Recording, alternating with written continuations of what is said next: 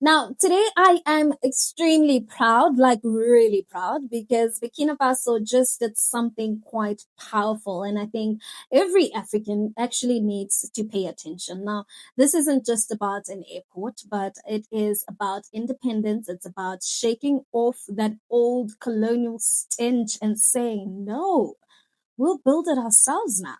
So here's what happened, right? Burkina Faso is building a brand new international airport, a big and modern one outside the capital. And why?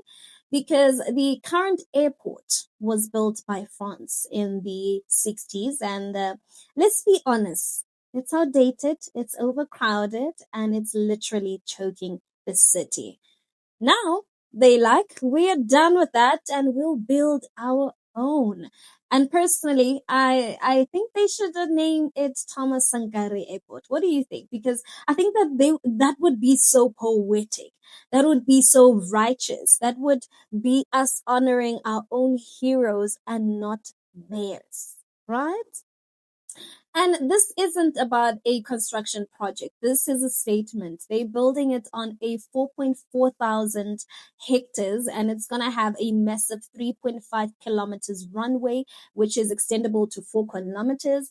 And it meets all international safety and tech standards. And they're doing it with African engineers, African oversight, and a vision that says we can do this without our former colonizers. And that's not just a runway, but that's a liberation on concrete. Now, here's the part I respect the most, right? So, France tried to be slick. They had a company ready to run this airport. But guess what? Burkina Faso cancelled the deal. Done over, they said. You're not going to build it to just control it. We're not doing that anymore. And honestly, how many more African countries still can't say that? Still signing shady contracts that leave us broke and begging while foreigners eat. And I think the most exceptional thing is that Burkina Faso is even thinking green. They're using low carbon concrete. They're building a solar power plant for the airport, which is 25 megawatts of clean energy.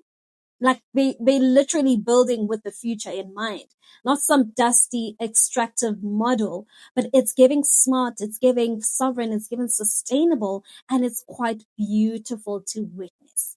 And I know some people might say, but isn't China involved? Isn't the World Bank in it too? I mean, sure, right?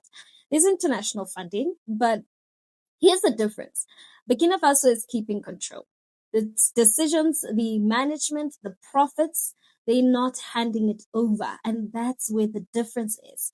It's one thing to get help, but it's another thing to be owned. And Burkina Faso is saying, we'll take the help, but we're not for sale. And if you know anything about Thomas Sankara, this airport is exactly the kind of project he would have fought for.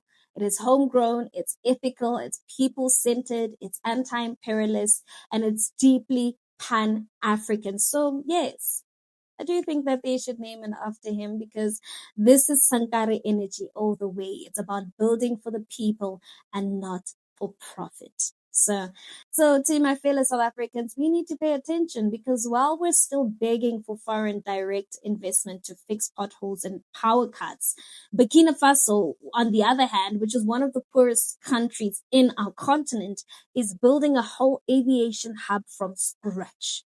And if they can break free from France's grip, honestly, what's stopping us from breaking out of our own dependency traps?